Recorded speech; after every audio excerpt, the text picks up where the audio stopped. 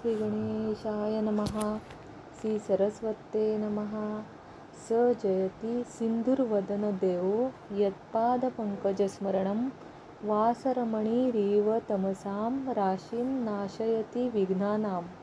प्रारंभी श्री गजाननाचे स्मरण केले असता सूर्योदय होताच ज्याप्रमाणे तिमिर समूहांचा नाश होतो त्याप्रमाणे सर्व विघ्नांचा नाश होतो. तो सिंधुर्वदन देव उत्कर्ष पावत आहे. दैनिक पंचांग.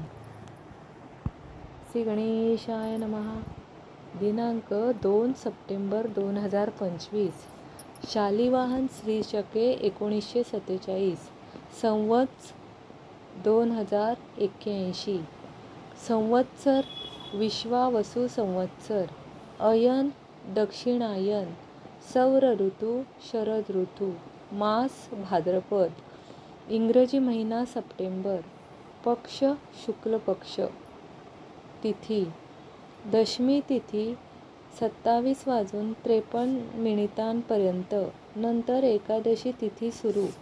वार मंगळवार. नक्षत्र मूळ नक्षत्र 21 वाजून 51 पर्यंत. नंतर पूर्वाषाढा नक्षत्र सुरू.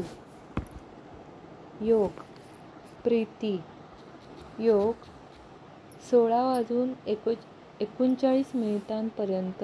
नंतर आयुष्यमान योग सुरू. करण दिवाकरण तैतील दुपारी 15 वाजून 23 पर्यंत. नंतर रात्रो गरकरण सुरू 27 वाजून 53 पर्यंत. नंतर वणिज सुरू. सूर्य राशी सिंह. चंद्र राशी धनु. आज आकाशात राशीत असणारे ग्रहज्ञान. आकाशात राशी दिसत नाहीत पण ग्रह असतात. मेष राशीत कोणताही ग्रह नाही. वृषभ राशीत हर्षल वक्री 7 अंशावर.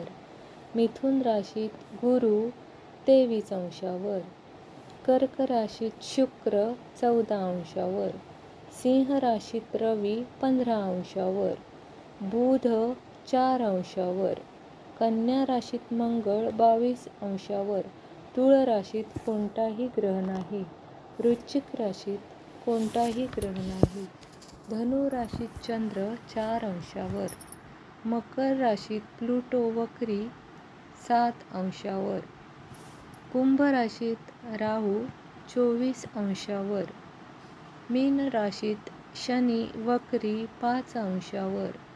नेपच्यून वक्री 7 अंशावर. राहू काळ मंगळवारी दुपारी 3 ते 4:30 वाजेपर्यंत राहू काळ असतो. राहू काळ हा नेहमी अशुभ असतो.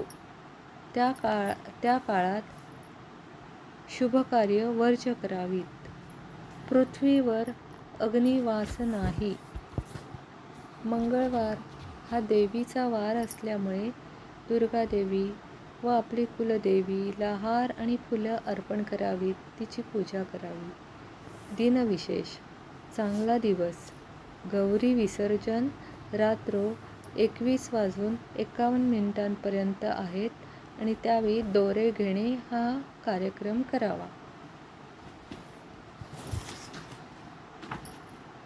मंडळी, तुम्ही आता जे मी पंचांगांच्या 5 अंगांचं महात्म्य जे सांगितलं आहे तर ते तुम्ही दररोज श्रवण केलं असता तुम्हाला काय फळ प्राप्त होते ते मी आता सांगत आहे. तर तिथीच्या श्रवणाने लक्ष्मी प्राप्त होते. वाराच्या श्रवणाने आयुष्याची वृद्धी होते. तुमचं आयुष्य वाढतं. आयुष्यात असणारे सर्व समस्या दूर होतात. नक्षत्रांच्या श्रवणाने आपल्या आयुष्यात येणारे पातक निघून जाते आणि योगांच्या श्रवण केले असता योगाने रोगांचे निवारण होते आणि कर्णाचं श्रवण केलं असता चिंतित मनोरथ सिद्ध होतात आणि या सर्वांच्या श्रवणाने तुम्हाला नित्य गंगा स्नानाचे फल मिळते. शुभम भवतु. श्री गजाननार्पणमस्तु.